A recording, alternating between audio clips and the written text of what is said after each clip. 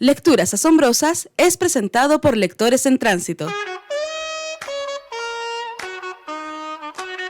Aquí no nos importa el género, época o autor de un texto, siempre y cuando se convierta en una lectura asombrosa. Desde este momento, te dejamos con Ángeles Barrera y asombrosos invitados por Radio USEC. Bienvenidas y bienvenidos, estamos en una nueva emisión de Lecturas Asombrosas, este programa que se emite ya hace 4 años y medio a través de Radio Universidad SEC. Es el jueves 15 de septiembre, es nuestro quinto programa y estamos viviendo nuestra temporada número 22.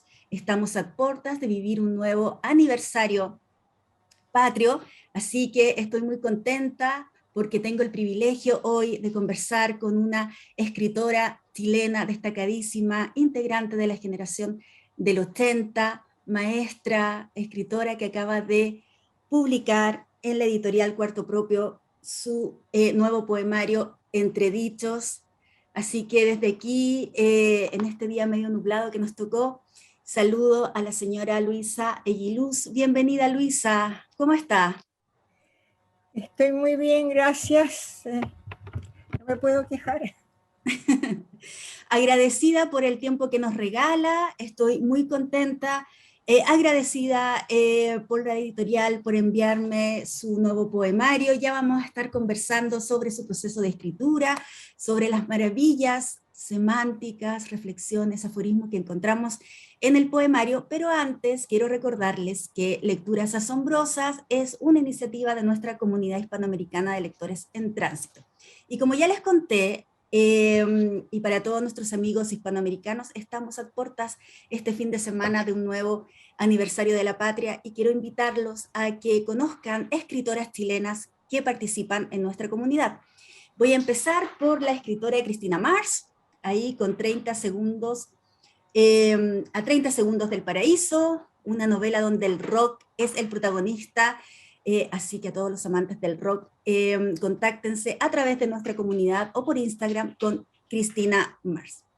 Y nuestra segunda escritora también esencial en nuestra comunidad es la escritora Claudia Redi Silva, con Así como Perfecto Perfecto. En su segunda edición, Claudia escribe novelas de thriller, policíaco, y esta es su primera novela dramática, así que pueden conseguirla a través de Instagram con ambas escritoras o en nuestra comunidad Lectores en Tránsito, comunidad hispanoamericana de difusión literaria y cultural en Facebook. Así que con esa invitación y con esta alegría de tener a Luisa hoy, quiero contarles que ella nació en Santiago de Chile en 1935, es hija de artistas ya maduros al concebirla, quienes le incentivaron desde niña a disfrutar de lo mejor de la pintura, el cine, la música, libros, y su papá, por supuesto, el fútbol. Ella se define como taurina por lo tenaz y ñuñoína de corazón. Su segunda patria y nacionalidad es Italia. En Roma vivió 5 años, en periodos distintos con su compañero de ruta, el filósofo chileno Humberto Giannini Iñiguez. Comenzó a escribir a los 40 años y eso me parece maravilloso porque es un ejemplo para todas aquellas mujeres que aún no se deciden a escribir. Vamos a hablar también de eso, por trabajo y cuidado de 3 hijas y un hijo. Se le incluye, como les conté, en la literatura femenina de los años 80, esta generación aguerrida, valiente, que no se cayó nada, así que ya ven mi cara de felicidad por estar con Luisa hoy.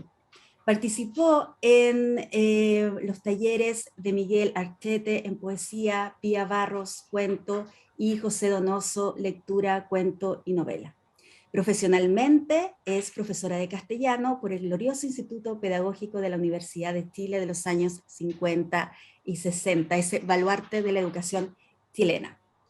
Y doctora en literatura chilena e hispanoamericana por la Universidad de Chile en el año 2009. Ha realizado conferencias sobre escritura de mujeres chilenas en París y Roma y ejerció la docencia durante 22 años en la Universidad Diego Portales. Entre sus libros publicados destacan De diciembre a enero, poesía, el año 1983, Los Caballeros Negros, novela 1991 y 2017. Automóvil en la Ruta, poesía de 1998. Y Santiago, Fragmentos y Naufragios, poesía chilena del desarraigo, que es un ensayo que data del 2013. Y contarles que con Ceremonias Interrumpidas el año 2006 obtuvo el premio del Consejo del Libro, así que además es una escritora que ha sido premiada no solo por este libro, sino por 2 más. Así que gracias, Luisa, nuevamente por estar hoy acá. Y empecemos a conversar sobre el proceso de escritura y los temas relevantes de quienes accedan a Entredichos, su último poemario. Bueno, en este libro yo recogí una antigua tradición que data, imagínense, yo leí los primeros refranes en el Quijote. El Quijote, Agustín Canovio Galdames hizo en 1901 en Barcelona un elenco de todos los dichos que aparecen en el Quijote. Así que tenemos una larga tradición hacia atrás, ¿no? Esto también se refrendó en Chile. Juan Ribano, que fue un destacado filósofo, mi maestro de lógica en el pedagógico, publicó Los dichos del habla chilena también. Desgraciadamente, su sabiduría, que era notoria y muy amplia, no dio lo suficiente en cuanto a captar el verdadero sentido que está muy escondido a veces en los refranes. Hay todo un mundo detrás de cada refrán que uno puede aceptar o directamente no estar de acuerdo para nada. Ese es mi punto de vista. Así es que yo empecé a dar vueltas, siempre me dieron vueltas estos refranes, y ya mi tesis de grado de profesora fue sobre precisamente fórmulas de tratamiento en el habla de Santiago de Chile. O sea, siempre me ha perseguido esta cosa de la comunicación en el lenguaje. Para mí es muy importante que el lenguaje comunique. Y entonces le pongo al tapete los dichos y con unos estoy de acuerdo y con otros abiertamente en rechazo. Ese es el meollo de la cosa con relación al libro. La mayoría son en contra, porque hay que tener una mirada mucho más actual, porque estamos en un mundo muy diverso de cómo se gestó ese dicho. Y esos consejos finalmente son de cautela, de precaución. O sea, son palabra cautela, una palabra grave, y la otra es una palabra aguda. Y los dichos tienen eso. Son graves, pesan, y son agudos en cuanto estimulan, pinchan, como para que uno los piense. Estoy pensando, Luisa, en la coherencia de su escritura, ya con este antecedente de que su tesis se refería a esta inquietud suya de lo que comunica el lenguaje. Teniendo en cuenta eso, cuéntanos cuál es su definición personal de poesía. Ya, ahí vamos a discutir un poquito, porque yo pienso que la poesía no puede definirse. Esta escapa de toda definición. Bueno, hasta Aristóteles hizo una definición de poesía, pero si vemos la tradición poética, ¿no es cierto? Mucho se habló por ejemplo, de las rimas que tenía la poesía antes. Y finalmente eso ha ido desapareciendo un poco. Para mí lo importante son los elementos que sí tienen que estar en la poesía. Es decir, una preocupación por el lenguaje, un cuidado inmenso por el lenguaje. Eso ya lo dicen todos los teóricos, ¿eh? Dicen que, de los escritores, dicen que el primer deber de un escritor es el lenguaje. Santa Teresa de Jesús ya hablaba de eso, de cómo había que cuidar el lenguaje. Así que eso para mí es fundamental. Entonces, no rima, pero ritmo. Hay un ritmo en la poesía. Hay un ritmo que hay que seguir. Es un ritmo interno, por último. Es un ritmo que empatiza con lo que uno está pensando, ¿no? Así que todo eso... Hermoso eso que acaba de decir.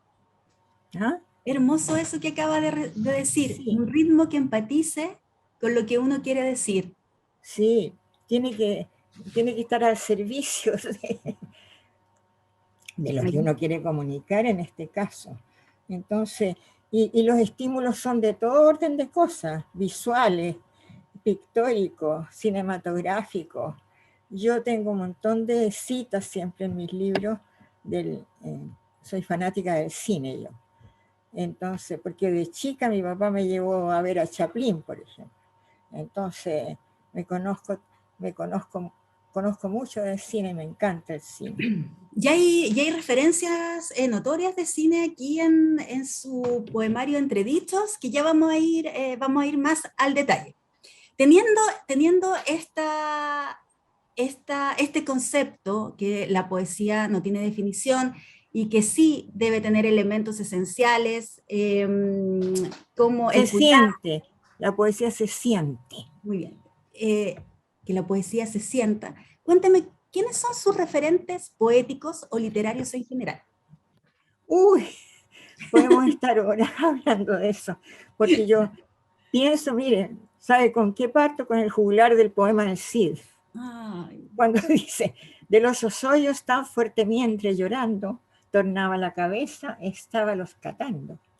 Vio puertas abiertas e usos sin cañados, alcándaras facias, sin pielles y sin mantos. Es decir, vio la desolación, vio todo lo que faltaba, ¿no? Entonces, eso para mí me llegó. Y Quevedo, y Góngora, y García Lorca, Claro, y el siglo de oro, Neruda, y la Mistral, y desde el después... siglo de oro español hasta nuestros días. Sí, y todas las poetas chilenas de los 80 que son admirables, admirables.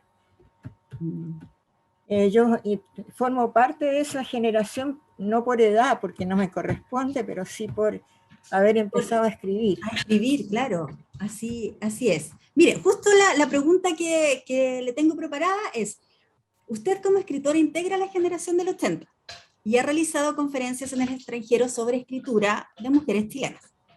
Desde su punto de vista, ¿cuáles han sido las temáticas que las escritoras chilenas han abordado? Y cómo usted visualiza la literatura femenina actual. Ya. Vamos con la primera.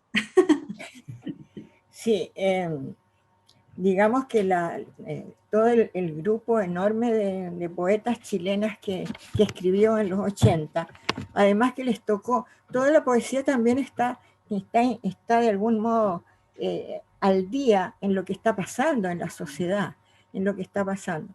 Y esos fueron los años peores de la dictadura que se hicieron sentir.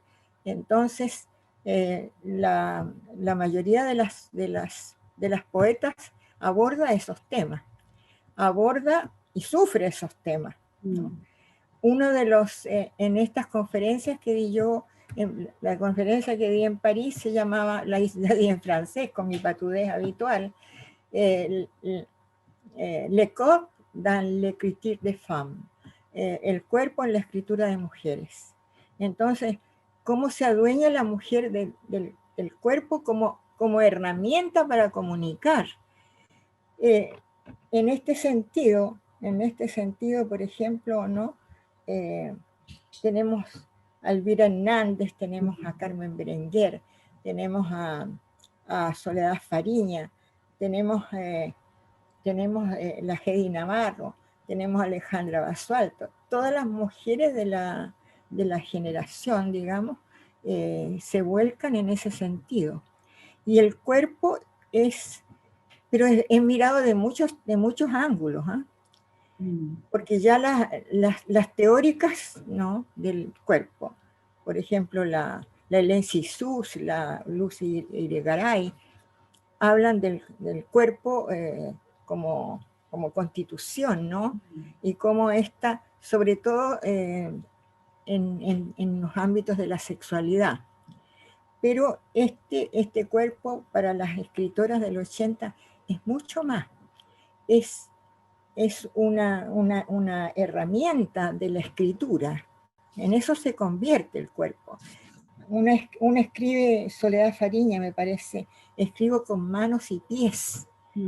Es decir, por otro lado, ¿no es cierto? Tiene mucho de artesanal también, de creatividad. Hay un cuerpo, por ejemplo, en la Guadalupe Santa Cruz, que escribió una novela estupenda que se llama Cita Capital. Hace un cuerpo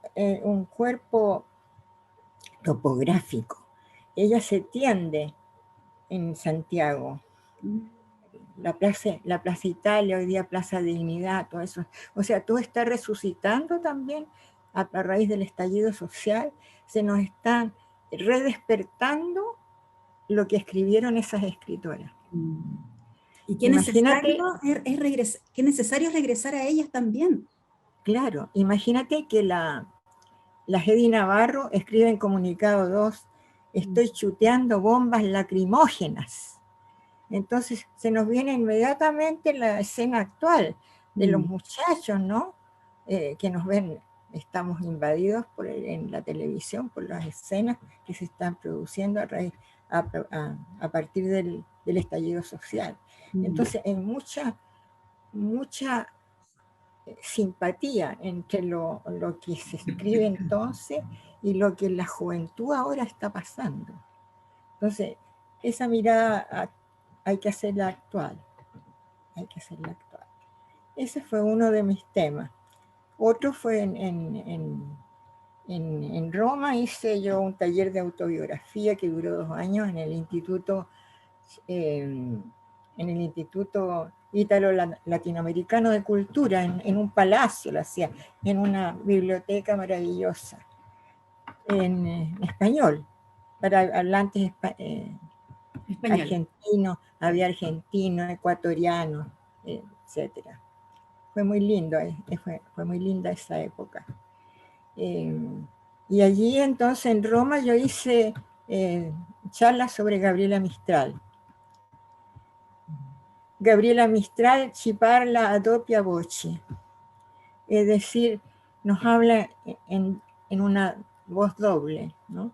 Y cómo la primera Mistral se nos va transformando en el monstruo que fue finalmente, un monstruo de grandeza, no de otra cosa, ¿no? Se nos fue transformando en una especie de monumento, en que la dureza de su poesía reemplazó a esos primeros versos de amor, etc. De ternura, claro. Y una mujer... Su poesía es dura. La Fuga, por ejemplo. Sí. La Fuga es un poema duro que habla de su madre. Pero ella es una de las mujeres que se configura en el lenguaje, teniendo todo en contra. Si vamos a la historia personal de Gabriela, teniendo todo en contra, se configura en esta monstrua, como usted le dice, a través del lenguaje. Y cómo hace esa transición también, así que ahí para... Una doble voz, o sea, fue evolucionando, fue bueno, a través de su sufrimiento también, ¿no? De su bisexualidad, de su digamos, de su interés, pero de su interés por las cosas, por ejemplo. Todo despierta de la mano de Gabriela, el pan, por ejemplo. Cuando ve un pedazo de pan y cómo eso es otra cosa. Así es. ¿Y cómo ve usted la poesía o la literatura femenina actual? Ya, no estoy tan al día, digamos, en este último periodo de la... Sí, tengo 2 o 3 mujeres que yo incluí en mi ensayo sobre la poesía chilena, que me interesan mucho a mí, de lo más actual, digamos, ¿no? Alejandra Costamaña, por ejemplo, que tiene una muy buena autobiografía, estupenda autobiografía. El sistema del tacto se llama, ¿no? Tema del tacto, sí. Y me interesa mucho a mí también la poesía performativa que hace Paula Ilavaca. Paula Ilavaca hace una poesía espectáculo, ¿no? Por ejemplo, a propósito de las perlas, va con un collar, la perla suelta, ¿no? Y agarra el collar y lo lanza en el lanzamiento de su libro, lanza ella muy amiga de Hernández, un poeta que está muchos años en México, poetas chilenos, porque también hay poetas chilenos diseminados en el mundo. Antonio Arévalo, que fue también colega mío en Roma, él era agregado cultural en esa época. Fue un joven poeta chileno que llegó a los 12 años a Italia y se quedó allá. Fue entrevistado entre cuando hubo un programa de los casos de chilenos que están derramados en el mundo, ¿no? Él llegó a los 12 años a Italia y se quedó para siempre allá. Fue agregado cultural chileno. Así que Paula Ilavaca le nombro, me interesa mucho. Hay una cosa que es vecina al psicoanálisis en su poesía. Entonces yo fui al instituto psiquiátrico que está, de psicoanálisis, ¿no? Que funciona en Infante, a investigar un poco para permearme más a la poesía de la Paula Ilavaca. Tengo un poema en este libro que es sobre un ángel. Como un ángel, ser un ángel es terrible, dice Rilke. Ser un ángel es terrible porque está todo el día cantándole a Dios, no se muere, quiere morirse y no se muere, quiere tener sexo y no es humano. Entonces hay toda una cosa que tiene mucho del psicoanálisis en la obra de Paula Ilavaca, que a mí me gusta mucho. La ciudad Lucía se llama su libro que leo. ¿La ciudad? ¿Mm? La ciudad Lucía, que tiene un nombre totalmente interpretable. Claro. ¿Qué lucía en la ciudad? Lucía, o la ciudad Lucía, que era lo que lucía. Claro, hay un juego de palabras. Es muy buena. Sí. Espérenme. Hay otra poeta también, más reciente todavía, la Gladys. Esta poeta también recoge todo lo que es esperar un bus. Entonces el paradero esperadero, Gladys González, paradero esperadero, dice. Ella espera un vehículo en una gran avenida, por ejemplo, y entonces el paradero se convierte en un esperadero. ¿Esperar qué?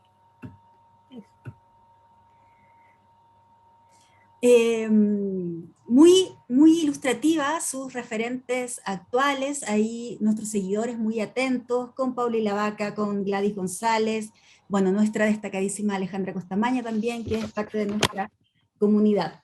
En su poemario, Entre Dichos, aquí, el que vemos aquí, nos propone, según mi punto de vista, y aquí usted me puede decir si estoy mal o no, podemos empezar a discutir, nos propone primero una reflexión personal. Uno lee el poemario y se queda habitando ahí algún verso, queda con esa reflexión, y luego, no sé si quizás también está permeado por lo que estamos viviendo como país y como a nivel mundial, uno tiende a pensar colectivamente. Primero que me diga si estoy equivocado o no, y que nos cuente cuál fue la primera intención de este poemario Entre Dichos. Es que yo creo que las intenciones se me cruzan. Yo soy bien cruzada por cosas, ¿no? Se me cruza el cine con la literatura, con la pintura, con Chaplin, con las películas mexicanas, con cualquier cosa. Soy propicia a la mezcla, a mí me gusta mucho cocinar además, entonces estoy acostumbrada a eso. Y las mujeres tradicionalmente antes se preocupaban de la costura, por ejemplo, y la costura ha hecho que las mujeres no, porque tenemos que surcir alguna cosa, alguna prenda de los hijos, qué sé yo, nos acostumbramos a ver el revés de las cosas. Entonces, a medida que yo estoy viendo lo mío, estoy viendo también lo social, estoy viendo lo que pasa. Entonces, es difícil decir qué fue primero, qué fue después.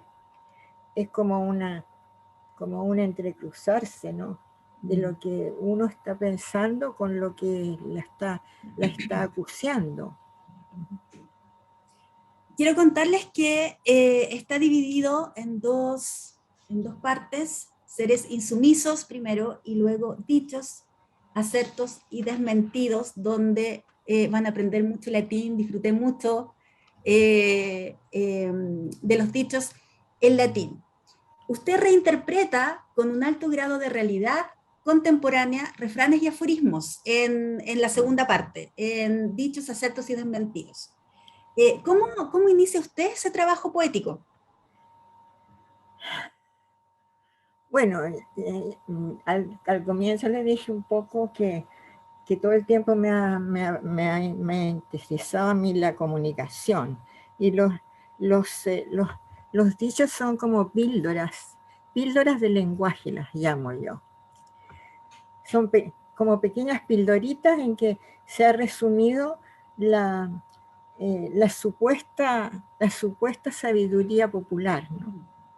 Entonces tenemos todos esos dichos, ¿no? No hables de la soga en casa del ahorcado, agua que no has de beber, déjala correr.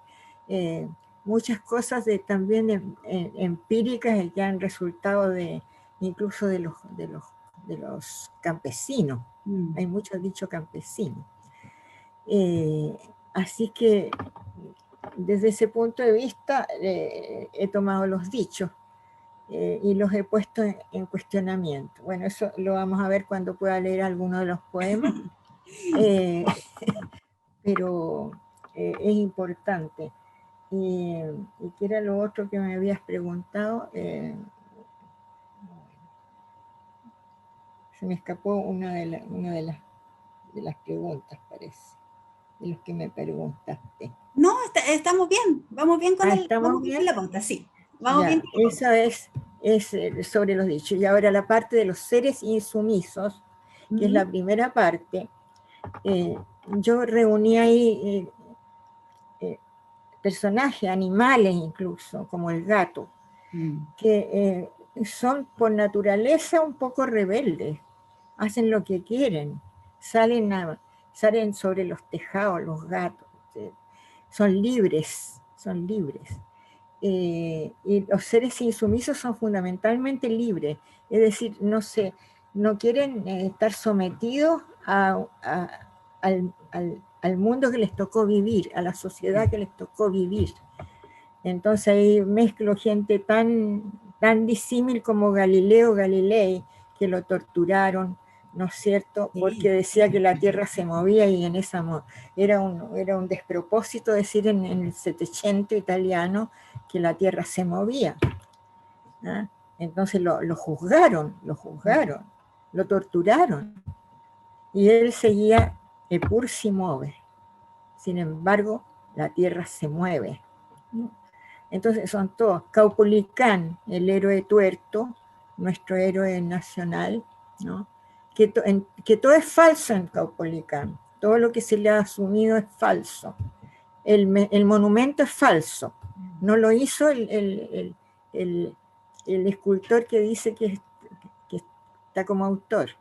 Está en un falso cerro, porque el Santa Lucía, que se llamó cristianamente, era el Cerro Huelén. Huelén con W, claro, mapuche. Claro, Huelén. Claro. Entonces todo allí es falso. Él al final muere empalado. Y ahí está la leyenda de que fue la mujer, Fresia, la que le lanzó su hijo, su bebé se lo lanzó, como diciendo, ¿cómo estás cobarde y no, aquí va tu criatura, y se la lanza? Es una leyenda, también falsa seguramente. Entonces, todos estos seres tienen un conflicto. El ángel que no quiere ser ángel, el héroe que no termina en héroe, el gato que llega casi descabezado porque en una pelea de gatos lo dejaron sangrando. Entonces, ¿cómo se revelan esos seres? Sí, ya vamos a disfrutar de su poesía en su propia voz, pero antes quería preguntarle, porque usted ha escrito no solo poemas, no solo poemarios, sino que también una novela y ensayos. ¿En qué género se siente más cómoda? Es difícil decirlo porque obedece a tiempos distintos tal vez, ¿no? Tal vez lo más autobiográfico en mí sea la novela. La novela, digamos, los caballeros negros, esta es la primera edición, que yo misma diseñé la portada, y resulta que unos jóvenes editores se enamoraron de la obra, ¿Novela? de la novela, y la reeditaron el año 2017 en esta. Ya. Y entonces allí yo me baso en un pensamiento de Quevedo, ¿no? Una frase bellísima de Quevedo: qué fantasma en la noche temerosa el corazón del sueño me desata. Entonces todo es un mundo un poco onírico, pero está referido a la dictadura. Está la realidad de la dictadura por una parte, que son bueno, empecemos por el principio. Toda la novela se transcurre, digamos, en plena dictadura. Y entonces pero todo el centro está en el sepulcro familiar mío, donde descansan mis padres, mi tío, mi tía, etcétera, y donde mi marido Humberto descansa también, porque él eligió estar ahí, eligió pertenecer a mi familia. ¿Ya? Y allí me espera mi sepulcro también. Y entonces todo está centrado en el cementerio general, al cual yo miraba desde pequeña, desde el Cerro San Cristóbal, miraba el cementerio, y a los 11 años escribí mi primer poema, Meditaciones al contemplar un cementerio. Ya, entonces me quedó para siempre, y escribí entonces esto. Y los guardianes del cementerio, los guardianes del cementerio, que son los que sufren la dictadura, los que sufren la realidad misma, ¿no? En ese momento. Así que es bastante creativa, tiene un lenguaje onírico, un lenguaje absolutamente de sueños que me bajaban, despertaba yo y anotaba lo que me había pasado, lo anotaba. Y con todas esas frases fui construyendo la novela. Y un día los muertos tienen permiso para salir. Y entonces se juntan con los vivos. Con los vivos y salen a tomar ahí al frente, donde está la famoso bar donde van a tomar la gente, los familiares, cuando van a un entierro. Después se van a tomar chicha o qué sé yo. Entonces tienen permiso para juntarse, y se enamora una muerta con un vivo. Entonces todo. Es una locura. Sí, la voy a buscar para tenerla. Es usted maestra, profesora. Sí. Pensando en las mujeres que tienen esa necesidad del prurito, la pasión por escribir, pero que aún no han iniciado, quizás ya están iniciando un proceso de escritura en la Está búsqueda. muy bajita tu voz, no te escucho bien. ¿Ahí sí? Sí. ¿Ahí sí? Sí. Es que me fui para adentro con la historia de los caballeros negros. Así que ahora voy a alzar un poquito la voz. Comentaba yo que usted es maestra. Sí. Pensando en aquellas mujeres en el Chile de hoy, en el mundo de hoy, que han tenido el prurito, la pasión de escribir, que están recién iniciando un proceso de búsqueda, de escucharse, de buscar la propia voz, como se dice. ¿Qué consejos podría compartirle a usted a estas mujeres, además de que se arriesguen a la escritura, como primera cosa? Claro. Lo primero es que hay que escribir bien, y si no, mejor que no escriban. En ese sentido, que cultiven, se preocupen del lenguaje. Todos los teóricos que yo paso en mis talleres de autobiografía coinciden en que lo primero que hay que tener para escribir es preocuparse por el lenguaje. Es el único requisito de vida de un escritor. Lo dice Flaubert, lo dicen otros escritores.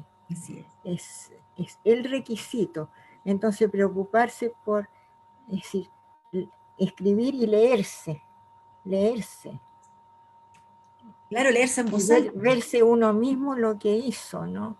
Irse corrigiendo, irse armando. Esa es una locura mía, la del lenguaje. Pero qué bonita metáfora, irse armando a través de la escritura. Claro. Armando.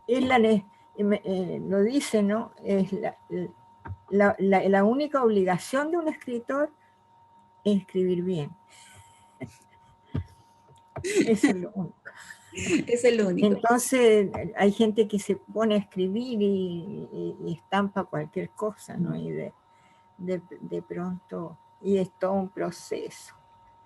Cuando uno ve las grandes escritoras, se da cuenta, o los grandes escritores. Así es.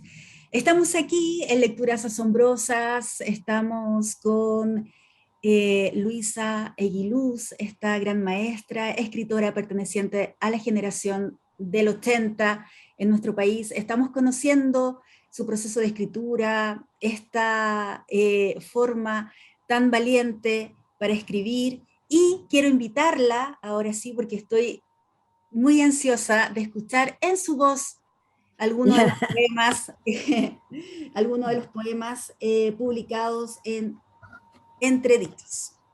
¿Me permites, antes que pasemos a eso, que la fotografía que aparece ahí, tengo que rendirle un homenaje al fotógrafo? Es una fotografía de Luis Ladrón de Guevara, que fue un gran fotógrafo chileno que ilustró toda la historia de los obreros chilenos. Cuando se construyó Santiago, las minas, las grandes fábricas, él estuvo atento y tomó fotografías, documentó todo, tiene álbumes en su casa. La Alejandra Basualto, que es su viuda, ¿no? La poeta, es viuda de Lucho Ladrón de Guevara, y esa foto a mí me identifica mucho. Esa cosa dura que tiene la roca, ¿no? Yo tengo dureza para escribir también, soy dura. Sí, aquí vamos a escuchar en su voz ya la dureza de sus poemas, como usted misma ha dicho. Así que a ver, las lecturas asombrosas de hoy. Tengo acá mi libro.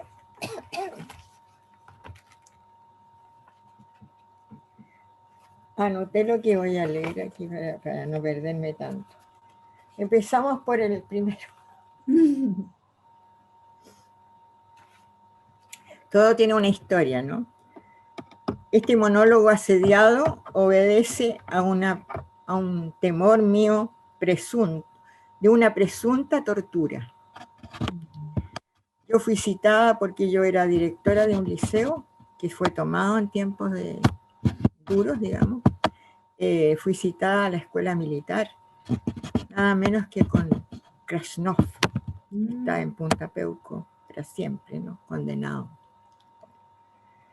porque habían desaparecido 2 de mis profesores y pensaba él que yo podía tener algún dato y los andaban buscando, eran del MIR. Los andaban buscando. Entonces yo me paso la película cuando me cita él, y yo a las 3 de la tarde tuve que estar en su oficina. Monólogo asediado. Decir no. Nada decir. Golpe, quemadura, dislocación, derrame. Que la sangre se diluya en blanco de la mente para blanquear la lengua seca. Un blanco en la pantalla, sin imágenes ni rostros, ni nombres escapados, en el gris mugroso de la sala, blanca alguna vez, sucia ahora de demonios. Como en un monitor de agonizante, la pequeña pantalla parpadea estertores a mi vista. Todo a blanco. O sea, refleja el temor, ¿no? De recibir yo la tortura, que era frecuente, ¿no? En ese momento. Bueno, veamos algo menos triste. Estoy pensando en esa metáfora de todo en blanco. Todo blanco, como claro, que la pantalla se diluye, ¿no?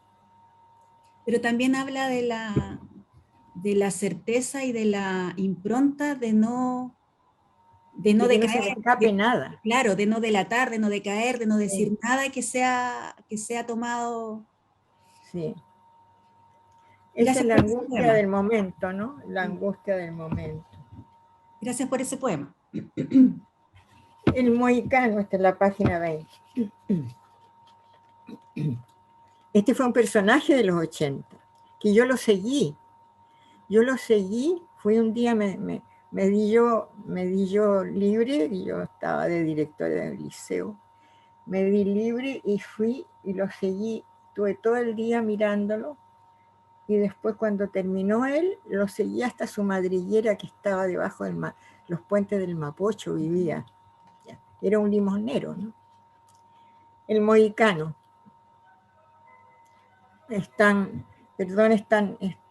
No voy a contestar, o si están tocando el timbre. ¿Lo dejo? Esperen, espérenme un minuto.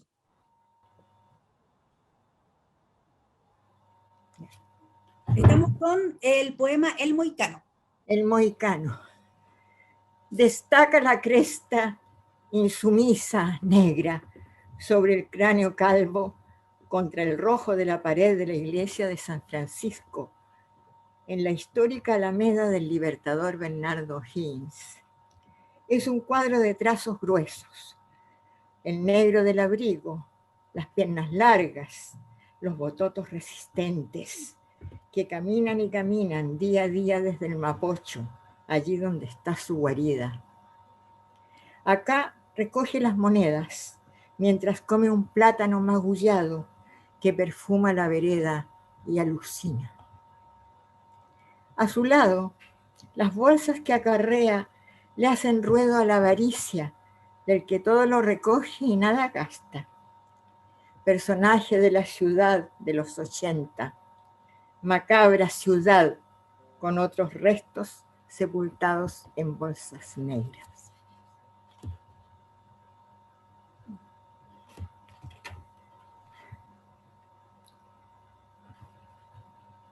Después me salto. Este lo leyó Jorge Montealegre, que me presentó ese día. Está en la página 28. La página 28. No es la página 28.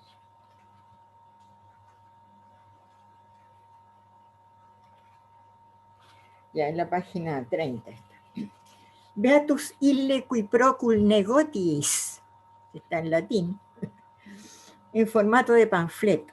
Es decir, Feliz aquel que huye de los negocios es, ¿no? Feliz aquel que huye de los negocios. En formato de panfleto le pongo yo. Con el corazón en bandolera. Ese es un verso de Salvatore Adamo en una canción. Nunca preso, nunca atrapado en las redes de la oficina. Fuera de mi reino los trabajólicos. Viva el ocio, virtud suprema hoy menospreciada. La industria culpabilizó a lo más productivo por no servir para sus arcas. Sirve a los pájaros, a las nubes, a las copas de los árboles, vistos desde abajo hacia arriba, en su vida,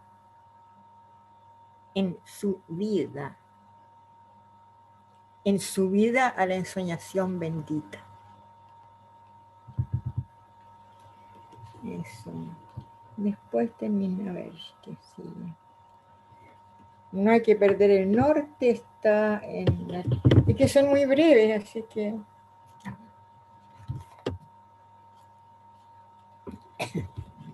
Me preocupan mucho los mapuches a mí. Estamos en eso, que han sido nuestros pueblos originarios han sido en realidad siempre dejados de la mano de Dios. No hay que perder el norte, se llama. ¿Y qué hacemos con el sur? Con los bosques, las araucarias, los mapuches. No puede borrarse la tajada de su carne en la nuestra. La cayana que llaman, ¿no? La marca más oscura en el cuerpo blanco, esa originaria. No vale la artimaña o excusa de la parturienta de tocarse el vientre mientras se eclipsaba la luna. ¿De qué tiempo vendrá? ¿De la conquista? ¿O de otra conquista, así con minúsculas, de un cuerpo claro por otro oscuro, en una oscuridad benigna los amores, que nos recuerda ahora el rumor de los bosques, el que ahora llama entre las llamas que los consumen?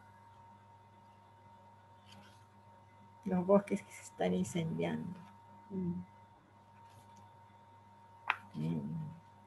¿Cuánto sentido me hace la coherencia entre lo que hablábamos anteriormente, el cuidado del lenguaje?